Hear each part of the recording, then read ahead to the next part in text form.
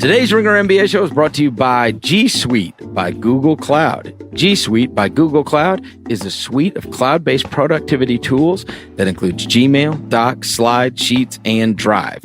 You can make real-time updates to the same document without having to keep track of multiple versions. And since all the tools are cloud-based, your whole team can access the same document and work on the same page at the same time. Make it with G Suite by Google Cloud. To find out more, visit gsuite.com. Today's Ringer NBA show also brought to you by Navy Federal. Navy Federal has a mission to put members first by making their financial goals the priority. Receive a lifetime of membership benefits to help you and your family accomplish your life's mission, like the full suite of financial products designed to fit your needs, 24/7 live support, and access to over 300 branches on or near military bases. Visit NavyFederal.org for more information. Call 1-888-842-6328 or download the Navy Federal Credit Union app. Message and data rates may apply.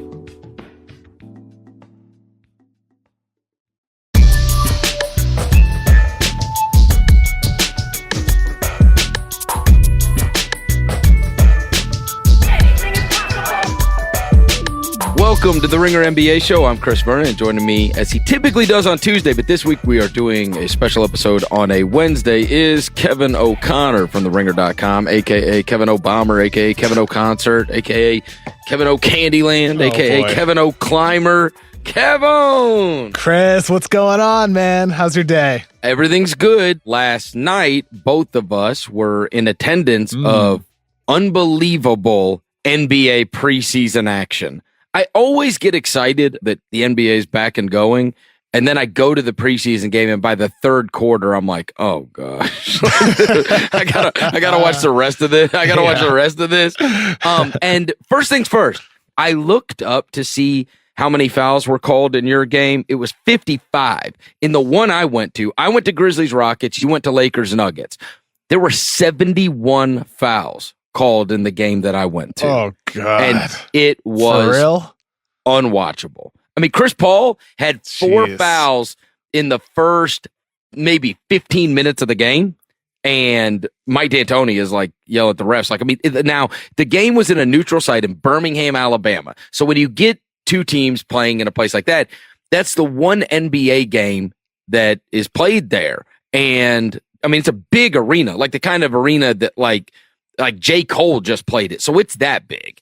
And it's completely sold out. Why J. Cole, out of curiosity? Actually, I'm just saying, like, he's a big act that's like playing arenas right now. I'm just saying he's a big act that can fill in a big arena if he goes to a particular city. So it's like a concert size arena. I don't know how many it would hold. I'd guess 15,000. All right.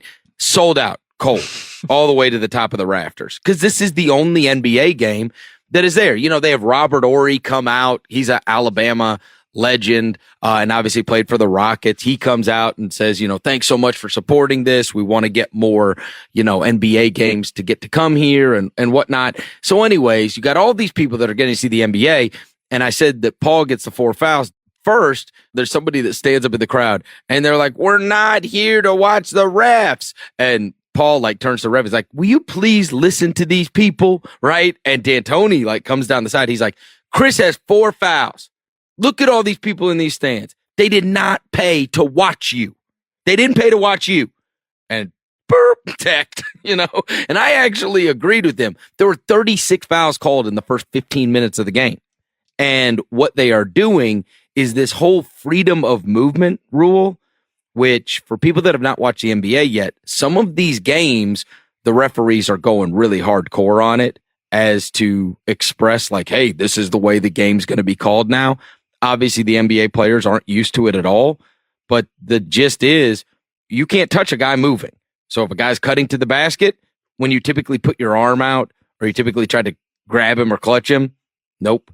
When you're coming around a screen, you can't grab the guy. You know, you can't hook him with your arm. Like all these little, you know, nifty moves that the Chris Pauls of the world have done for 10, 15 years, impeding progress.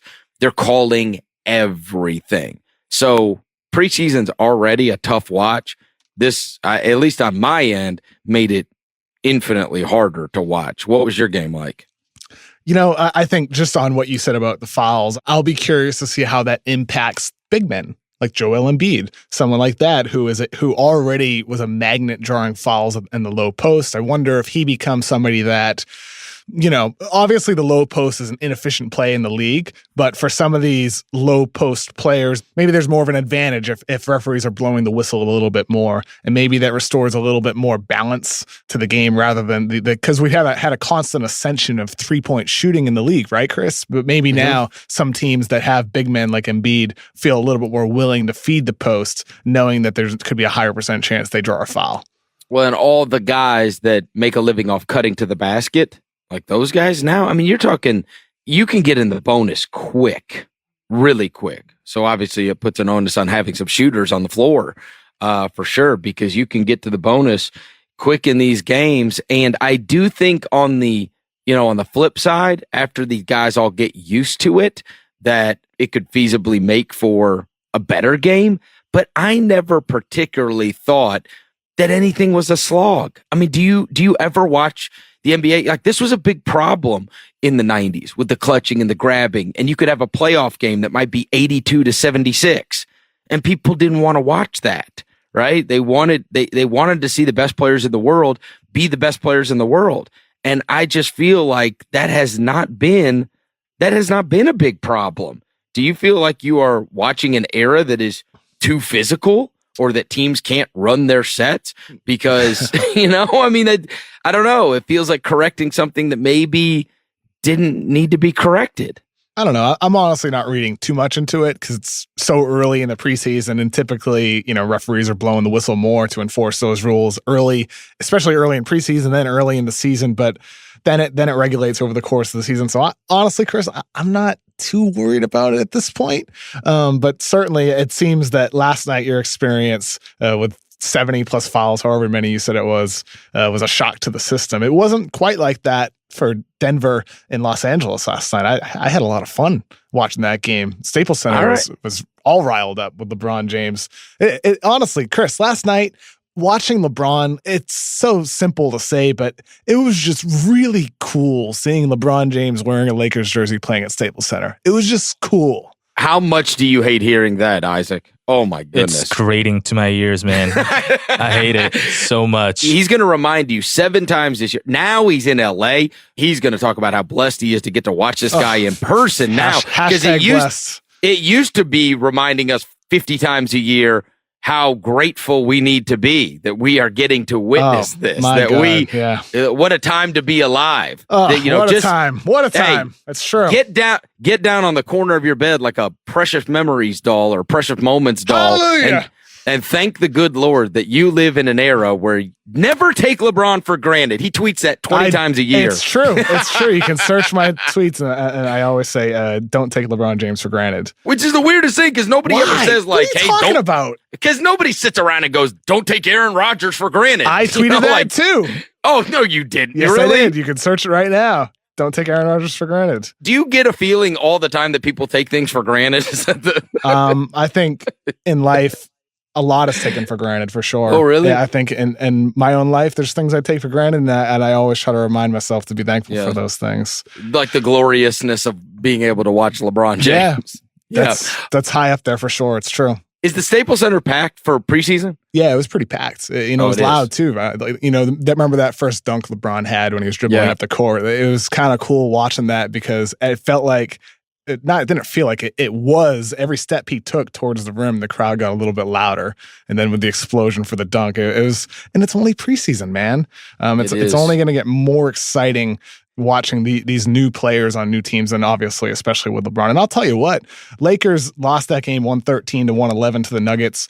But they were, it's very intriguing watching Luke Walton integrate some of those small ball lineups with Kuzma, James, front courts, and the amount of versatility there is in the court. I thought they were a little bit better in the second game here last night against Jokic with Kuzma at the 5 than they were in their first game. And so that progress, granted, again, it's just preseason. that progress is a little bit encouraging because they only have JaVale McGee as one of their main big men. Zubats, he's all right. We'll see how Mo Wagner does as he gets back on the court, but McGee's their number one big man, so they're going to have to play small ball. And if you're a Lakers fan, it had to have been encouraging to see some progress in that game last night. There's some guys that didn't play, not the least of which is Lonzo Ball. But let me ask you this. He started last night, if I've got this right, Rondo, Hart, LeBron, Ingram, and JaVale, right? That was the starting five last night from the Lakers. How different do you think that will be from whatever his opening night lineup is? What do you think the starting five for the Lakers is going to be? Does Rondo start? Does Lonzo start? Do they both? I think that could be the starting five right there. We'll see about KCP starting over Hart, but personally, I think Hart should start, and one of the reasons why is because he's a better shooter. He's a more consistent shooter. Shot 41% on catch and shoot threes last year. Hart is a baller, man. I think that guy's really underrated, and Caldwell Pope is a good player in his own right as well. But I really like having Hart out there for floor spacing purposes with the starting lineup. Then maybe KCP can do a little bit more for you in that bench role, playing alongside Lonzo Ball, assuming he also comes off the bench with Kuzma. Lakers are deep. I mean, like, they're the meme team. They have a lot of goofy players, but there's some good talent on that team as well. I like their roster a lot. So you think the starting lineup that started last night, Rondo, Hart, LeBron, Ingram, JaVale, could very well be the starters, and then their bench becomes Lonzo, Caldwell Pope, Kuzma, Beasley, Lance, of those guys, whoever gets minutes of those guys. Yeah. And Luke plays a bunch of guys. I mean, it's not going to be a short rotation. I bet a bunch of guys get minutes for that team. Yeah. And like you said, a lot of guys will get minutes. I think there's a lot of versatility. You can dip into the 10th, 11th guy in that roster if you need to, depending on what the game demands, depending on the matchup. And ultimately, that versatility will be interesting to watch. Where it'll be tough for them is in some of those, against those traditional big men. When JaVale McGee is a guy that has really not played over 20 minutes in quite a long time in his career, when the other options, Zubats and Wagner, are both incredibly young, they're going to have to play small. And that's going to be really intriguing to watch over the course of the season, or if they try to seek out adding another big man at some point.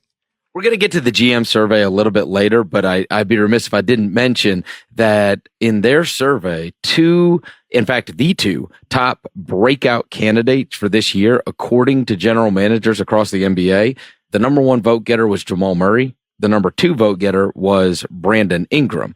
Now, I know Murray did not play in that game last night, but I was a little surprised that Murray was the one voted by GMs across the league as the guy that would break out. I actually thought it would be Ingram, simply because of getting to play with LeBron. You and I have always been big fans of Ingram. Love him. It's a third year of maturation, and you could see him as the running buddy with LeBron. We talk about all those other guys on the team. Truth be told, on a nightly basis, who's the other guy getting a bunch of points? Like, the answer is Ingram, right? If it's somebody, because Rondo doesn't give you a lot of points. Neither does Hart. Hart will be a double-digit guy probably. JaVale doesn't score a lot. And even those guys off the bench, I'd imagine Kuzma, some nights he's going to get you big nights, and then some nights he's not. Caldwell Pope can get you double digits. I'm just saying, in terms of the nightly scoring average, I would suspect that the running buddy for LeBron on a nightly basis that's getting, maybe 20 plus points a game could be Ingram, right? Sure. And I've felt since Ingram was at Duke that there's a chance he someday ends up a top 10 player in the league. He's not there yet, of course. He's just turned 21 years old. Just turned 21 last month, actually. So this will be his year 21 season. And he's already pretty good. Pretty good versatile player. And he can score from each level of the floor. He can get to the rim. He's gotten better at absorbing contact. His shot has gotten better. I was watching him shoot before the game yesterday, Chris, and man, I would love to see a side-by-side video of his shot at Duke to what it is now. It is so much smoother. And if that shot really does continue coming along off the dribble, as is the case for every player, when you can shoot off the dribble, that's what can separate you from everybody else in the league. And Ingram can already create. It's about making that shot as good as it can be. And then the one element that's obviously always overlooked with him, in my opinion, is his passing. that's why I think he's going to complement LeBron so well on the court. Well, the interesting thing, Kev, is if you know that Laker team, I know they didn't win a ton of games last year, but if you watch them, there's a lot of fourth quarters where Luke just turned it over to Ingram. Ingram would bring the ball up the court. Especially when Lonzo was out, right? Yeah, right. And he would become their quasi point guard the rest of the game. And so, I don't know. You could tell me. I haven't gotten to see them yet. I haven't seen the Lakers play yet in this preseason. But one of the concerns, if it was true, I don't know, was we talked about guys on their team that really like need the ball to be successful, right? And Rondo falls into that, or has throughout his career. Lonzo's certainly a guy that has typically needed the ball. And LeBron, his whatever team he's on, ends up being the ball dominator. And then that's not even to mention Ingram. So, right, I know people, you say, listen, great players end up figuring it out, even if it takes some time, but there's only one basketball. When those guys were out on the court together, is it Rondo running things? Do you still feel like it's LeBron running everything? You just or what? watched the Rockets last night, though, and everybody said that last year about James Harden and Chris Paul. There's only one ball. How are they going to share the ball? Well, with those guys, and within that system, they took turns. With I think this Lakers system, they play so fast. Whoever rebounds the ball is pushing it immediately, whether it's with a pass or with their dribble. They're pushing the ball quick. After rebounds, after turnovers, and even after some makes last night, they were pushing. So it's that type of offense, but also in the half court, Luke Walton offenses typically have a lot of ball movement, and maybe that does fizzle out. Like there's certainly a chance that at some point LeBron James and Rajon Rondo start pounding the hell out of the ball and slowing it down. That could happen. But what they're trying to do, and what it seems like so far they're successfully installing, is a ball movement-based system. And that's where I think Ingram, Lonzo Ball, guys that can play with or without the ball are going to be able to thrive. I think that amount of versatility, being able to attack from different points of the court, is what makes them super, super interesting this season, even despite still needing to add another star next summer. Right now, they're already very, very interesting. What's their ceiling? The highest seed they could get? 3 seed?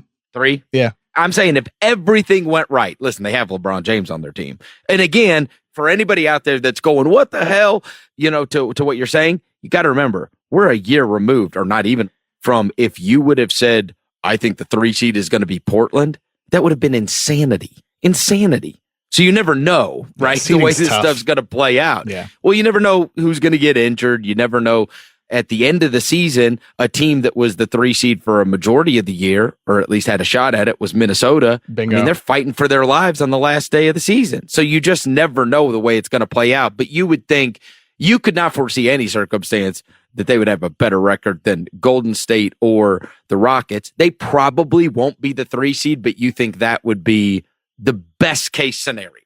Well, I mean, like last year, 49 wins was the 3 seed, 46 wins was the 9 seed. So only 3 games of separation between 3 of 9. And based off, projecting ahead this year, it could be very similar between very similar. 3 Don't and you 10, think? or even maybe 3 and 11. It could be really tight. I really think there's going to be a bunch of teams between 40 to under 50 wins, right? And people say, I think it's going to take 50 wins. Like, dude, they're all going to beat each other. They really are. And the reason why, like, this isn't final. Like, there's still a lot of preseason to watch, a lot of analysis to do. But like right now on October 3rd, I would put the Lakers at over 50 wins. And if they're over 50 wins, that's why I feel comfortable saying that they'd be a 3 seed, maybe the 4. If 2 teams end up with over 50, I would put them at the 3 or 4 seed.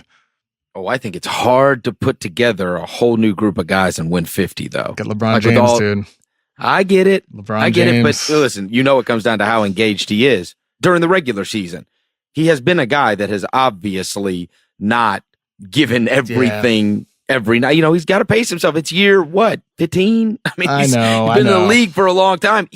It's not an every night I've got to win thing. It's a let's be where we want to be by the time it gets to May and June, rather than, oh my God, we can't be losing to the Hornets on a Tuesday night. And granted, it's not the Eastern Conference anymore. The Cavs last year were 35-17 against the East, which means they were 15-15 against the West. But I think the Lakers, put it this way, I think last year we might have talked about this on the pod. Forgive me if I'm wrong, but right now, I think this Lakers team minus LeBron is better than last year's Cavs team minus LeBron. I think it's a deeper, more talented pool of players surrounding LeBron James, where there's not as much pressure on him to have to carry the team every night because I think they have a plethora of options on that roster. And I know it might be silly to say because they don't have a Kevin Love, but they do have a Brandon Ingram.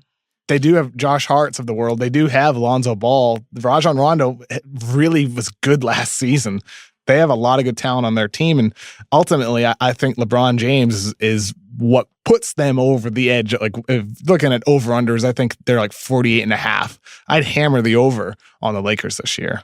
Wow, I would not. I think they got too many goofies. They do. A lot of people are with you. And you know what? I wouldn't blame you for feeling that way. I really don't, because the fact is, they have a lot of goofy players on that roster.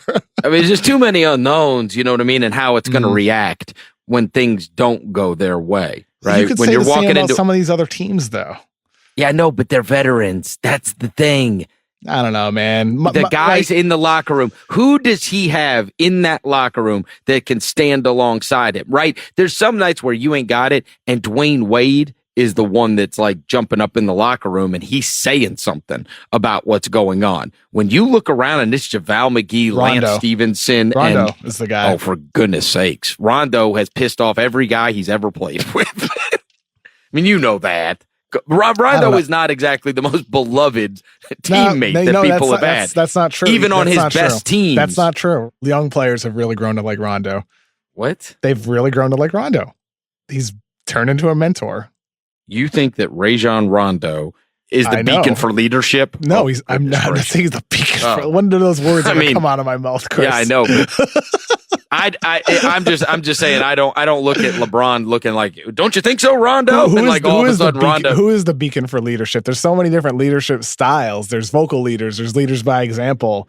Rondo has his own style. He has a voice. Listen, I know you went to bed every night in a Rondo jersey. You will follow Rondo to the depths of hell. So this is not a conversation that you and me need to have. That has nothing to do with that, because here's my Rajon Rondo jersey. Rondo is one of my all-time favorite players. I think Rondo at his peak, 2011, 2012, was extraordinary.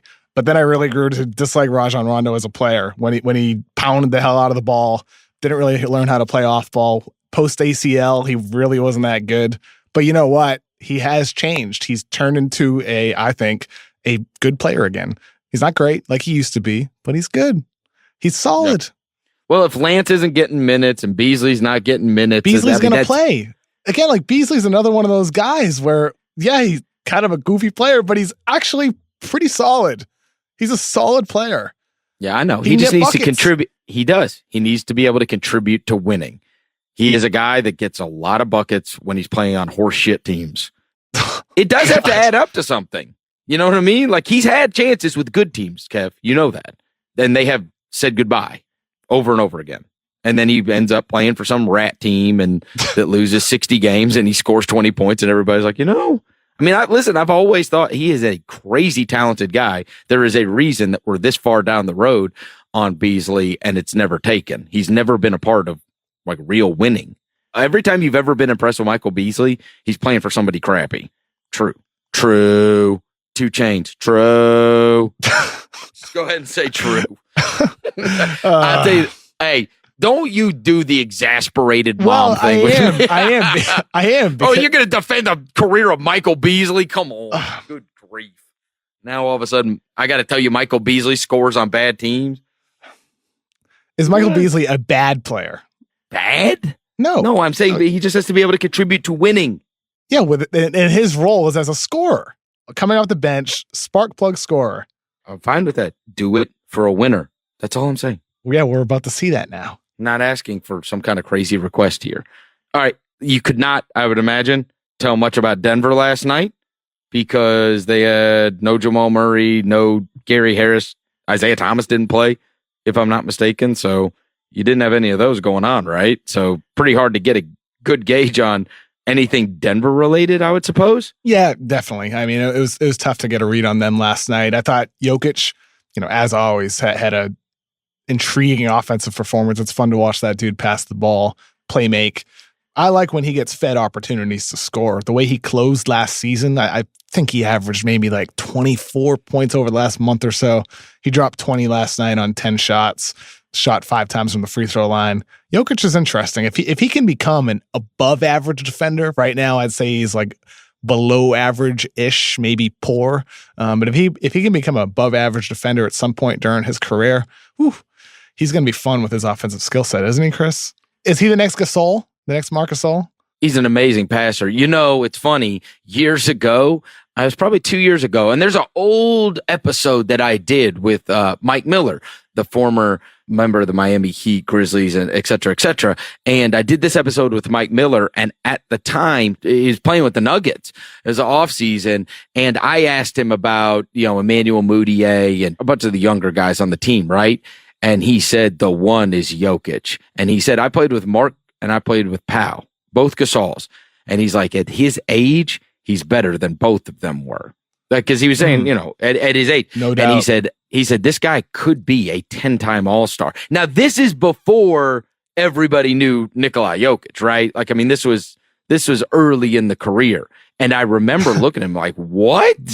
Like, we're talking a 10-time All-Star? I mean, Miller obviously was on a bunch of great teams, title-winning teams.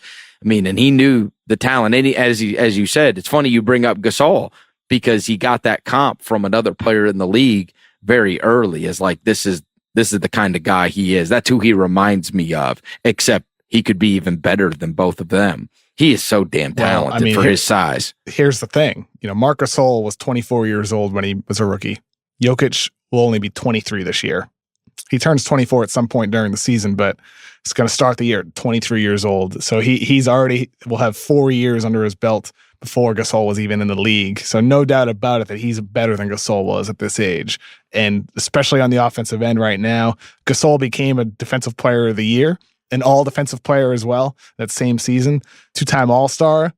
Jokic at some point, if he continues getting in better shape, he can be way better. Well, that's the thing. You have to be able to be great on both ends to achieve that. Mm-hmm. Marc Gasol, not only did he win Defensive Player of the Year, I mean, he was an anchor on a really good team. Really good team. Well, and that's what made Gasol special, right? Jokic right now might sound silly to say, but I think he's probably better offensively than Gasol ever was right now, based off his passing ability, which is just a pure talent perspective. He's one of the best passing big men ever. Obviously, you need longevity to earn that title, but right in terms of pure skill, he is special. Never mind his floor spacing, never mind his rebounding, never mind the little things he does on the offensive end. It's really about defense, like you said, Chris. Ability to anchor a team on that end of the floor is what could really propel Denver to the next level at some point. I will always ride for Marc Gasol. I don't want to get in an argument about that. Yeah, me too, man. Marc Gasol's awesome player. I'm gonna let it go. I'm awesome. gonna let that go. I'm gonna let that go. It's not a knock, I'm becoming a more patient human. I'm gonna let that go. It's not a knock, I'm though. kidding. It's really not. No, Jokic is a great player. Yeah. I saw the Rockets in person last night. The most interesting thing was going to be get to see Carmelo playing with them. And who knows how like I said, the game was such a mess because of all the stupid fouls. And then by the third quarter, it was coast time and let's just get the game done. Harden and Paul. Hey, listen, if you got a team with Harden and Paul and Capella and Gordon, you're going to be really good. The rest is what is of interest, right? Because they added Carmelo Anthony and then they've got this bench and it's like Marquise Chris, it's Carter Williams, it's Gerald Green, right? Nene didn't play. Brandon Knight didn't play. James Ennis actually started in the place of PJ Tucker last night. And Ennis is going to get a lot of minutes for them, for sure. But Carmelo, he's 3 of 6 from 3. It was like he was just playing Rockets basketball. Was he? No, I mean, he's 3 of 6 of Listen, he took 8 shots. 6 of them were threes. Yeah. I mean, you know what I mean? Like, so, and it's funny because they bring some guys in. And like Carter Williams, he stands out like hell because he never shoots threes, right? Like that's not his deal. But he was just cutting to the basket and finishing stuff.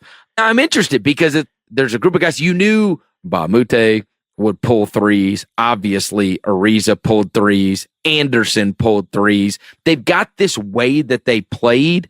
And what's going to be fascinating to me is how do all these new guys fit into it, right? When they're pushing the ball up the court and Carmelo's the guy taking the 3 instead of Ryan Anderson, and Ennis is the one taking the 3 instead of Ariza, and Michael Carter-Williams is not taking a 3 in the place of whoever, right, was getting those minutes prior to. I mean, Gerald Green, I think he shot 9 threes last night. He only made 1, but I think he shot 9. But it's the Rockets with these new other guys. And at least for one night, Carmelo was jacking up threes just like the Rockets do. Yeah, they shot 46 threes out of 78 field goal attempts. Remarkable. Right? Yeah. Oh, God, there's a kid who I believe went undrafted, who I saw play a ton in college, Gary Clark. Oh, Gary Clark's fun. I really like him. I saw him play a lot in the American Athletic Conference, and it's an unbelievable trivia question. He was the conference player of the year. I think everybody would tell you that the other player on his team, Jeremy Evans, who ended up going in the back end of the first round, that Evans was the guy. But in fact, the winner of that award was Gary Clark, all-world defensive player. Gary Clark ain't messing around. No, he's an all-world defensive player in college. He reminds me when they signed him, it's Chuck Hazy, right? In the sense that Chuck Hayes was like a guy that was a really good defender in the post. Now he's 200 pounds less than Chuck Hayes, but he's long, was a conference player of the year, kind of does all that, post stuff, will make life hard on you. But the damnedest thing, he shot 4 threes last night. I was like, holy mackerel, I got freaking Gary Clark out there shooting threes. Hey, he's not. He's not much of a 3-point shooter. He's the guy on defense who makes opponents go black and blue with his toughness. Yeah. So, do you think that we're going to see big attempts a game from 3 from Carmelo? Do you think he's just going to? Didn't we argue about this last week? About but seriously, no matter. I'm saying no matter his percentage. Look, man, the headline that we put for the article, Carmelo Anthony will be the ultimate test of the Rocket system. And it's true, the inverse too. The Rocket system will be the ultimate test of Carmelo Anthony. And last night was encouraging. It really was for Carmelo's role. He spotted up from the corner. When he took that mid-range pull-up, he immediately apologized, even though after the game, he was like, that's my game. I'm going to take those shots. And you know what? It's okay. You're not going to shoot all 3-pointers. And the Rockets don't shoot all 3-pointers. Chris Paul, I forget the stat off the top of my head, might have been around 30% of his shots were from mid-range, which is, I think, highest in the team. But that's okay. Carmelo's going to take him. It's just about curtailing those mid-range shots early in the clock and making him shoot more threes, which he did in game 1. And by the way, just about Melo, Chris, you mentioned how they lost by Mute and Ariza, and those minutes are going to Carmelo and Ennis and Chris and Clark and all those guys now, whoever ends up getting them. I was talking to someone the other day, and this has been on my mind, but I feel like there hasn't been a lot of talk for Houston about, well, maybe Ba Mute's not going to be as good anymore after his second shoulder injury. He wasn't that great when he first came back after the first one. Ariza making $16 million. The amount of guys that they're paying rather than giving all that money to Ariza, Ennis, Melo, Chris, some of those younger guys, it feels to me that that's been a little bit overlooked when it comes to the roster management for Houston, where they have a nice set of options on their team now. Even Michael Carter-Williams, right? Granted, he's a guard. He's kind of not. He's 6'6", really long, can defend multiple positions on the defensive end of the floor. They still, they're probably going to be worse in the win total than last year, but they still are so damn good. And I think they've been a little bit underrated because of the losses. The losses have been looked at, but not enough about the additions that they've made. Yeah. I guess my argument would be on Carter Williams is that he stinks. And my argument on Marquise Chris would be that he stinks. Those guys stink. Carter Williams and Chris, they both stink. It's funny. It's funny. Those guys stink, Kevin. What are we talking about? They can guard multiple positions. This, we got a friggin' sample size of them stinking. They stink. Okay, so with MCW, I had him ranked 36 or something in the 2013 draft, way too low, way too low. I was right that he was bad, but I was wrong to have him that low. You know what I mean? And I'm still not a fan of him now, but. You could have fooled me. You could have fooled me. You were talking about. When have I ever praised Michael Carter-Williams? Haven't brought up is their additions, like Michael Carter-Williams. What are you talking about? The guy stinks. I didn't say Michael Carter-Williams was a footnote with that explanation. But MCW, I'm open to being wrong. Maybe with Houston he can be rejuvenated, despite the fact he's not a 3-point shooter. Who knows? Well, here's the thing. Ariza played 34 minutes a game. Ryan Anderson averaged 26 minutes a game. Mbah a Moute averaged 26 minutes a game. So the question is, Who gets those? And the answer... Jimmy Butler. Rockets fans all shout out. Obviously, Carmelo Anthony's going to get minutes. James Ennis is going to get minutes. And then, I guess, your guy, Michael Carter-Wood. It's not my guy. If anything, I've been like a MCW hater for a long time. It's weird, Chris. Like the pods we've done the past month or so, somehow I find myself defending these players that I've long disliked. Carmelo, Dwight Howard, now MCW. It's because you say something nice about them, and then I remind you they stink, and that you were right in the first place. Well, I mean, it goes to show if they put on a Rockets jersey, if they put on a Sixers jersey. That's not true. It's about the money. It's about the money. It's about the money. Contracts are often the most overlooked thing when it comes to player analysis. In my opinion, Carmelo Anthony, $1.5 million. Say all the bad things you want about him, a lot of them are accurate. But at $1.5 million, I think there's value there. Dwight Howard at $5 million, I think there's value. MCW on a non-guaranteed deal at $1.5 million on a team that, you know what, add another backup point guard and see what happens. There's some value. He might not play or contribute at all, but for Houston, I think there's some value. That's all. Yeah. Where I come from, they called these guys bums. The Kevin O'Connor All-Stars. All these guys, these inefficient guys that actively have made every team they played on worse. Carmelo Anthony, Dwight Howard, MCW. Let me find some more. Michael Beasley. Here's my power forward. Yeah, give me the exasperation. It's like shooting adrenaline in my veins. Well, you know about one of them, Chandler Parsons. How dare you? Last night, new German knees couldn't have looked more healthy. Hey, here's a little side note. That I think that people will find this interesting. So a couple of years ago, during that summer where everybody signed those, speaking of contracts, those massive contracts, you recall Parsons obviously signed his $94 million deal for Memphis. Eric Gordon signed that offseason with the Rockets. Now, going into that offseason, I think people would be surprised to hear people forget what was going on with Eric Gordon. He's a guy that never played games. And then these last two seasons, you would admit, as I would, Gordon has been off the charts awesome. Like sixth man of the year awesome. Like he is great and was awesome in the playoffs. Parsons actually went to Eric Gordon and said, "What did you do? Because like you were in my spot, right?" And he hired all three of the guys that worked with Eric Gordon, like literally the same people. He hired all three of them. Certainly has enough money to do it. And then, I don't know if people know this, he went and did the Germany thing, you know, the regeneration therapy, as they call it, where you go over there and they draw out the blood and then they spin it and they put it back in and regenerate. Because Gordon, he did the exact Eric Gordon game plan that has made Eric Gordon these last 2 years. And so who knows?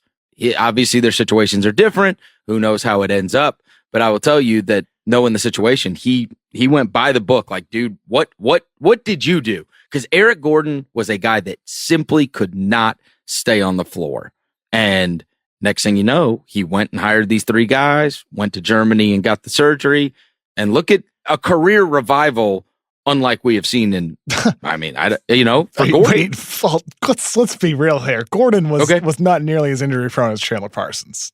Not even close. I'm saying going into that season, Kevin, I'm telling you that Eric Gordon played a lot less games than Parsons. You forget. Everybody forgets. Listen to this. Before Houston, 45 games, New Orleans, 60 games, New Orleans, 64 games, 42 games, 9 games, 56 games. I mean, he was missing 20-something games per year, at least. And a couple of those seasons, he missed half the seasons. Like, what are you talking about? Yeah, but he didn't have microfracture surgery. Say what? Like Parsons. Gordon had to go to friggin' Germany too. Yeah, I know. I'm not saying Gordon's problems weren't noteworthy, but Parsons pretty extreme. Again, there's no doubt. And I hope it works for Parsons. I do. And who knows? I'm rooting for him to get back to what he was with Houston and Dallas. He was a really fun player to watch. I will tell you this, just being there last night, he looked better than he has ever looked in a Grizzly uniform. Not even close. For what it's worth, all the things you're saying about Parsons about a player who could go in the eyes of many from the bottom to, becoming a contributor. That's where I am with salaries for Melo, Howard, right. MCW, and the like. Like at the money value, it's worth it. Yep. Let's take a quick break. Then we're going to come back. We're going to talk through the GM survey real quick, and then we'll get to our quick hitters on the other side after these words. Today's Ringer NBA show is brought to you by ZipRecruiter. You know what's not smart? Job sites that overwhelm you with tons of the wrong resumes. But you know what is smart? ZipRecruiter.com/RingerNBA. Unlike other job sites, ZipRecruiter doesn't wait for candidates to find you. ZipRecruiter finds them for you. Its powerful matching technology scans thousands of resumes, identifies people with the right skills, education, and experience for your job, and actively invites them to apply. So you get qualified candidates fast. No more sorting through the wrong resumes, no more waiting for the right candidates to apply. It's no wonder that ZipRecruiter is rated #1 by the employers of the U.S. This rating comes from the hiring sites on Trustpilot with over 1,000 reviews. And right now, our listeners can try ZipRecruiter for free at this exclusive web address, ZipRecruiter.com/RingerNBA. That's ZipRecruiter.com/RingerNBA. ZipRecruiter.com/RingerNBA. ZipRecruiter, the smartest way to hire. All right, Kevin, that GM survey that is put together by NBA.com every year came out, and I'm never all that surprised at who they pick for the certain awards, right? Like champion is the Warriors and the MVP is LeBron, and start your franchise with was kind of interesting because it was Giannis, then Anthony Davis, then Durant. Their most underrated acquisition of the offseason was Tyreek Evans, but Rookie of the Year, pretty overwhelmingly, voted for Luka Doncic, and then the best rookie in 5 years' time, Jaren Jackson and DeAndre Ayton. I say that because you know what that will make me want to do? Go back and find out who they voted. I like the 5 years time thing, like who's going to be the best in 5 years. So I went and pulled the old. Oh boy. How about this? I just did 3 years that elapsed 5 years. Okay. So 2011, 2012, the overwhelming winner was Kyrie Irving, Rookie of the Year. In 5 years, they said Kyrie Irving would be the best player. Okay. 2012-13, it was Anthony Davis for both. Very easy. You know who they voted second? Brad Beal. Wow. Damian Lillard was in also receiving votes on that. But here's exactly 5 years ago. All right. And this is fascinating to say the least. But number one, it's funny to read the biggest acquisition 2 years in a row in 12-13 and 13-14 was Dwight Howard both years. With the Lakers and Houston. That's good. I get it worked out better in Houston than it did in LA, at least, right? At least they won some games the first McHale year. Anyways, they chose 80% for Oladipo to win Rookie of the Year. He of course did not. He of course did not.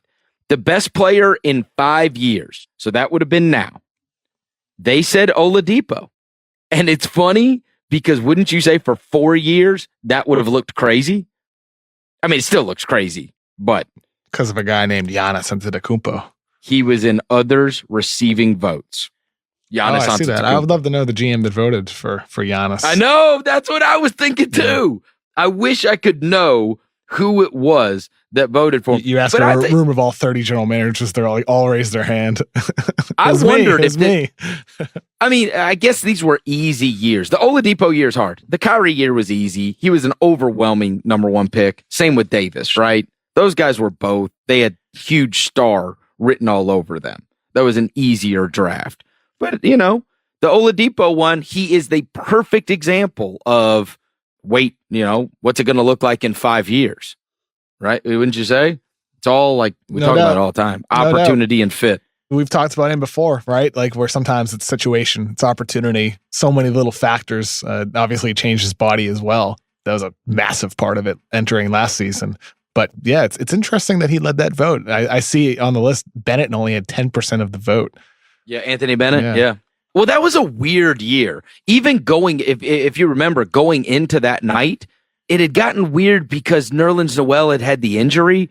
Like, he was the overwhelming number one pick for so long. And then by draft night, a lot of the mocks had Ben McLemore going number one even. Like, nobody really knew who was going number one. And then the Anthony Bennett thing was just out of nowhere when it happened. I think it was Jeff Goodman, if I'm not mistaken, who like broke that story. He was like, the Cavs are going to take Anthony Bennett number one. And everybody was like, what the hell? Like, he hadn't been number one in any mock draft the whole time. It's a weird draft. I mean, a crap draft too. There's been great players that have come out of it, but by and large, it's been a disappointment. I was most surprised by this year's GM survey, the biggest rookie steal. Did you see that? The GM said Gilgeous-Alexander. How you like that, Isaac? I don't really. No? I don't know. I watched him all through Summer League. I watched him, I watched like these workout videos of him. I'm not sold yet. A lot of people in the Ringer offices are sold on him. People love him, but he's not a great ball handler. Yeah, I just don't think he's going to be that good right away. I think he's going to be a project. I wonder why the GMs feel that. You know what I mean? That he's the biggest He had an steal. impressive Summer League. I think that's all that is. Because they overact just like the rest of us. Yeah, maybe so. But I mean, if that's the case, there were other guys that were drafted lowly, right? That had great summer leagues that you could say. I mean, Wendell Carter's the real steal at 7, in my opinion. Well, like steal, I usually think of like somebody that's going to have a real career that could end up like that. A non-lottery pick, like that type of guy. That Keita Bates-Diop, the kid from Ohio State. KPD, shout out to One Shining Podcast. Yeah, something like that, like a guy like that, right? That it's like you had a precipitous fall and we're going to look back and it seems goofy. By the way, Isaac, did you get a tattoo of our podcast or no? You just don't have the same level of, you don't have the same level of commitment as nephew Kyle. For reference, for people who are like, what are you guys talking about? The producer of One Shining Podcast with Titus and Tate, Kyle, got a One Shining Podcast tattoo. First Ringer tattoo that we know of, at least. And Isaac, you're up next. Why is it me? Why do I have to be up next? Why can't it be Jim or why can't it be Kaya? Do you have any tattoos, Isaac? I do not have any tattoos. I don't either.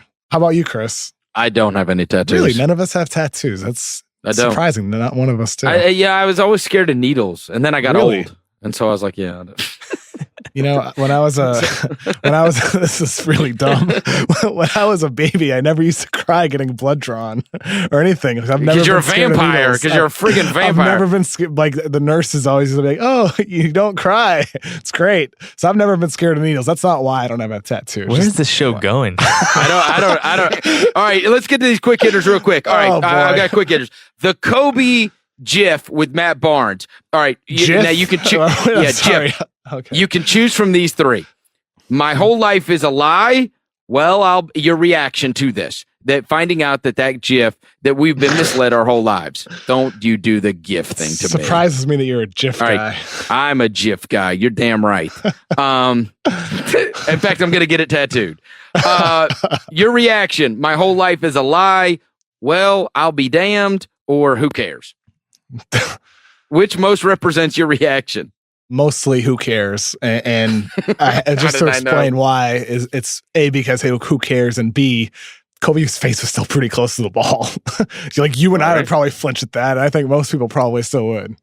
All right, Jimmy Butler, is he on a different team by opening night?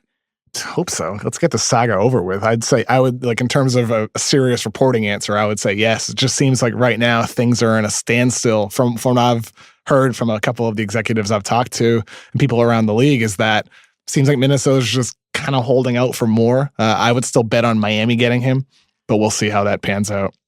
Do you buy the theory that Tibbs is trying to get fired? No. That he is doing this like almost in defiance, right? Because that story was so strange about how like some people are calling the owner and some people are calling, Layden and Tibbs, and they're getting different answers. And it's like, what is going on? I mean, it's bizarre. Organizational dysfunction happens across sports, across industries, and that is happening. Like that's happening, but I don't at all buy that Tibbs is trying to get fired from his job. No, you don't. No, okay. I don't.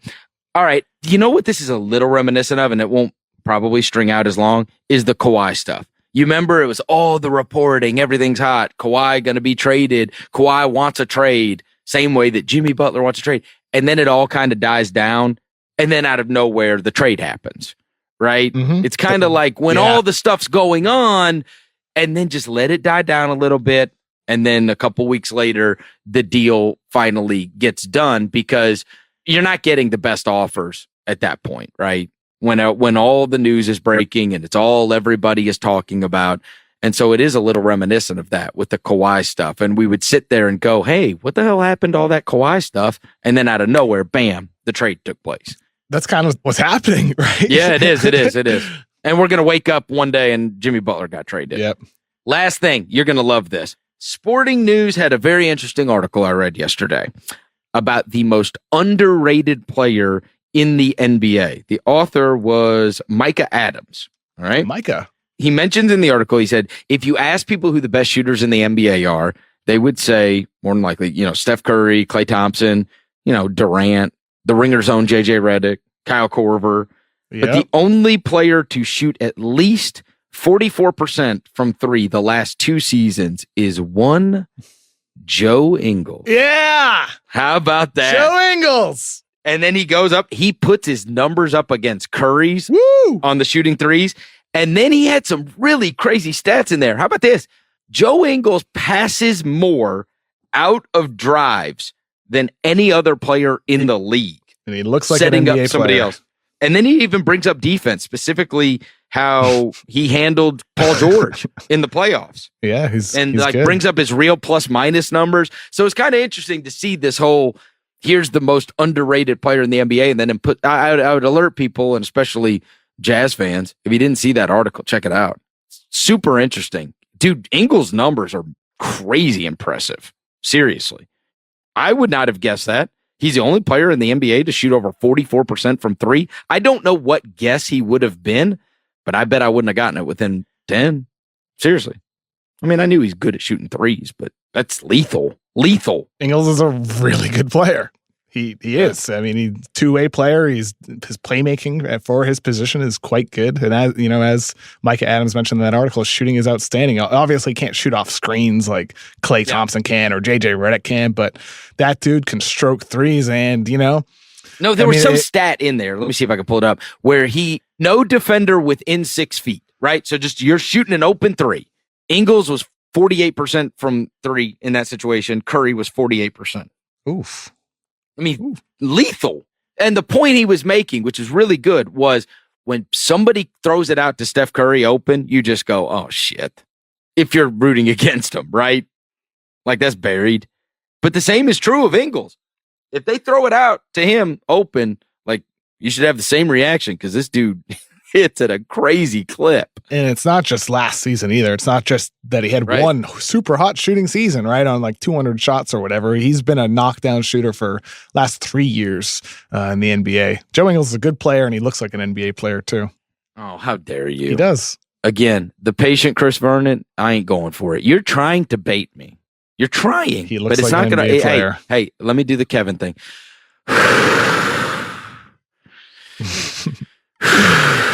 Wow. That's me being detested. Sounds like I'm sleeping or something. That's how it comes through in my ears. and all the listeners. You're so exasperated with whatever I've said.